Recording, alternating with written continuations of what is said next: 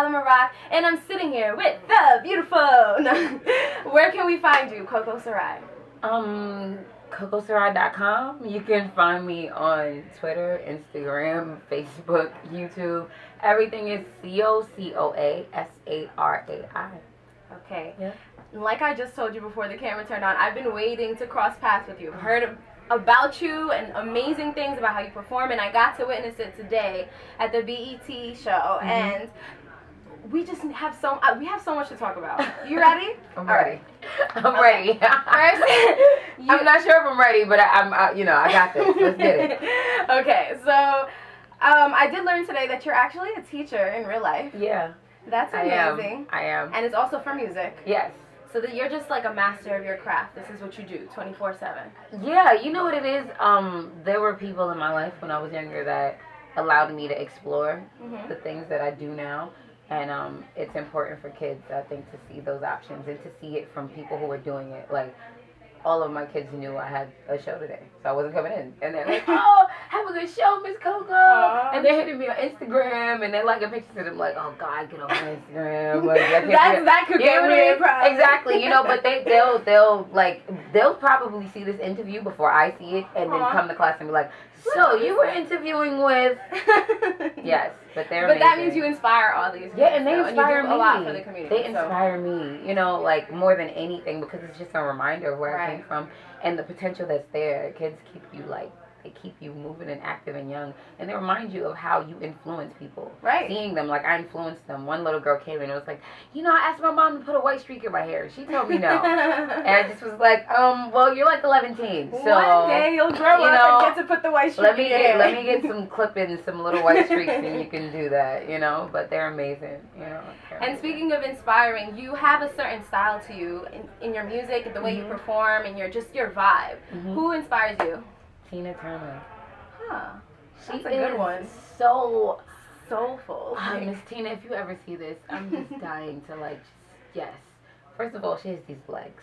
It's just amazing, and I always have my legs out. Second of all, she has so much energy, and she she commands the stage, and she's sexy, and she's strong and feminine all at the same time. And I think that mixture is not easy to pull off unless it's who you are. Right. Right. If you're too sexy, it's like, oh, she's raunchy, and if you're too strong, it's like she's trying to be a man. Yeah. And if you're too soft, then you're fragile. So finding the balance and knowing that women, we are naturally multifaceted and naturally we're naturally creatures that are able to be chameleons. Right. It's natural for us, but it's hard for people to accept that. So, So Tina is the top example of that for me, and she moves on stage. Right. She's amazing. What you said just now just makes me realize how far an artist can come. You know what I mean? You've been in it for a long time, writing for people and just coming out. You've come out with an album before, about 3 years ago. This will be my third one. Yeah. So you have another one coming out. Okay, so when's that coming out? It's gonna be end of July, early August. Okay. The album release concert is gonna be July 31st, and I need you guys there. Are you gonna be there? Of course. You just invited me. Exactly. You have to be there. See? You caught that. And right? you brought a girl up on stage next time. That's gonna be me. Listen, it can happen. It can happen to you. Okay, so let's talk about that album. You have a certain sound, like I said. So is that what we should expect? What we saw today in the performances in your album? You know what? I think that when it comes to describing a sound, I will leave that up to the listeners. Okay. I can't describe that. I think that what I do is just kind of what I do. I just speak from my heart, and there are so many different realms. There are so many different levels to it, and I just try to be as honest as possible. And one day I wake up and I'm like, I'm the and the next day, what I'm gonna say. Exactly. And the next day I wake up and I'm like, you know what? My eyebrows aren't done. I just don't feel like my face is sitting today. Low key. And I'm gonna write about it because girls have those days. I'm gonna talk about. I have an interlude that's gonna be in my project called Fixer Uppers, and it was so honest. What is it about? It's so honest, and it's about dating a guy that. And women naturally do it. We see a guy and we're like, he's perfect, and I know what he's gonna grow into.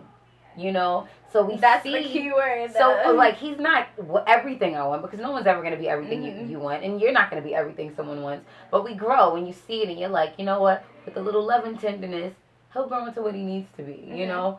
Or I guess for me at the time now, I ain't like that. I'm over it. Fixer-uppers happen, and it's a wrap. You know, like, oh, you got to cut. I feel you. You know, take that over there. But come back when you fix that. You know, no, don't come back. Deal with that. Work with that, and somebody's going to come along that's for that when it's time.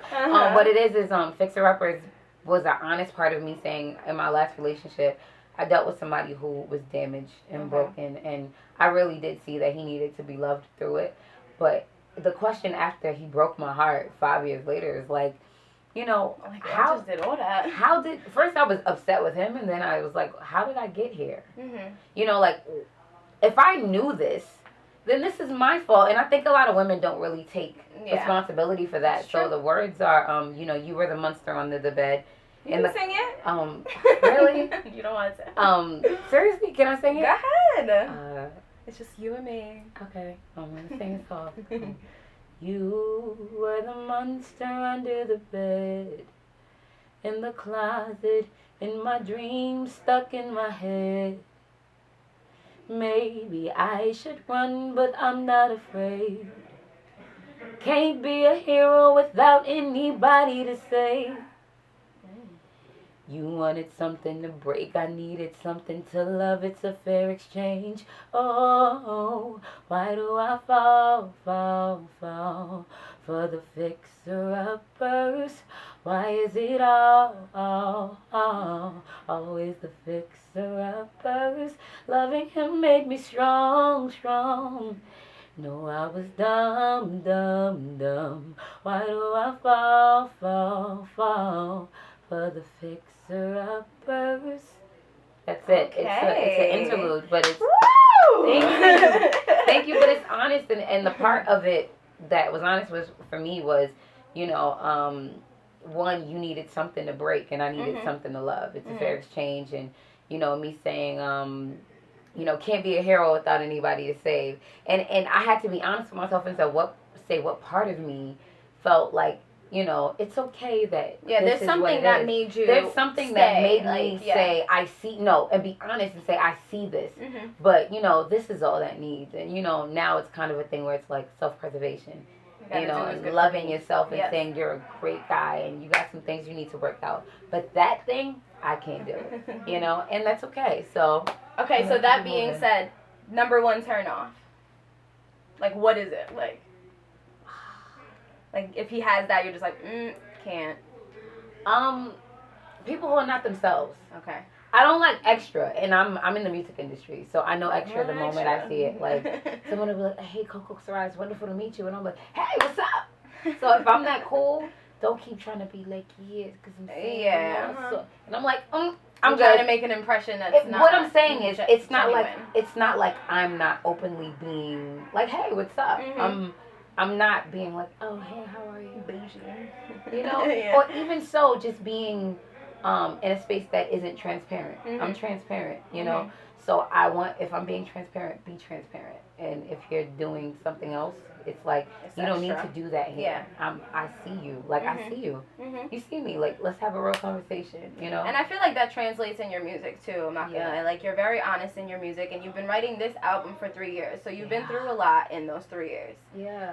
Do you feel like now that you're narrowing your songs down, that, like, the ones that you've written before, you're just like, I grew from that? Or... I don't need people knowing this, but like, you know what I'm saying? You know, I am always okay with people knowing, because it's therapeutic. I don't have parents, so my music is my therapy. And when I get up on that stage and you guys are singing along, I'm like, oh shit, I'm not crazy. You know, like it helps me. It helps me.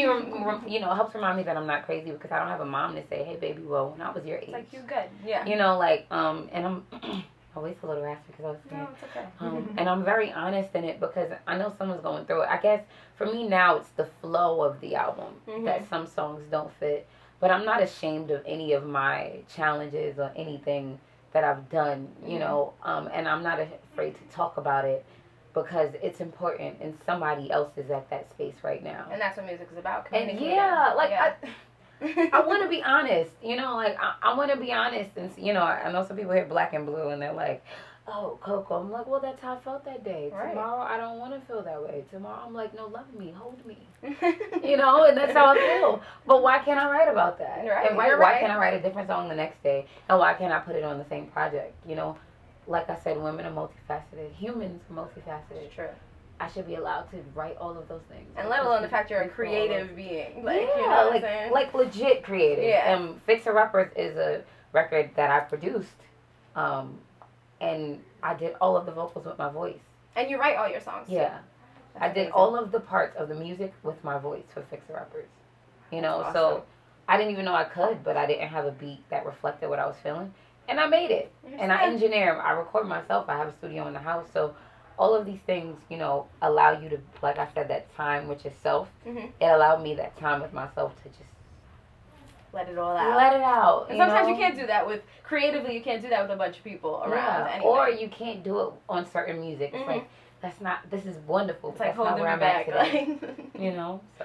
you are from Brooklyn. Do you currently still live there? BK all day. Okay. Absolutely. Yeah. Okay, it was really awesome sitting with you. It was awesome being here. It was super fun. I got to know you just from your performing, listening to your conversations on the way to this, and now, and you're the homie at this point. Exactly. You're my girl. You're sister girl. Like, oh, down, give me a hug. This is ManicInstinct.com. I'm Hala Maroc. You can check us out at Manic Instinct on Instagram and Twitter at Hala Maroc, and you can find her at CocoaSorai.com. Twitter, Instagram, Facebook, YouTube. Find me. Talk to me.